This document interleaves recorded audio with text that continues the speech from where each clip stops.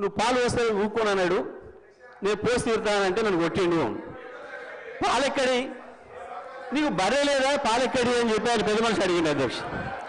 అడిగితే నాకు 4 బర్రెలు ఉన్నాయి అన్నాడు అధ్యక్ష.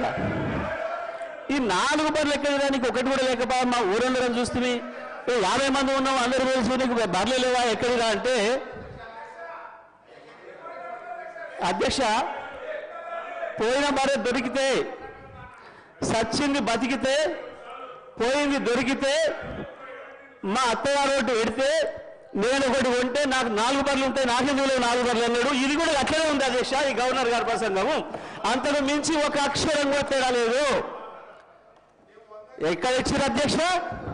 రైతులకు రుణమాఫీ చేసినారు, రైతు భరోసా ఇచ్చినారు, 12,000 రూపాయలు నా ఈజీఎస్ కార్మికులకు ఇచ్చినారు, 12,000 రూపాయలు నా ఆటో కార్మిక సోదరులకు ఇచ్చినారు, 2,500 రూపాయలు మా మహాలక్ష్మి అక్క చెల్లెలకు ఇచ్చినారు,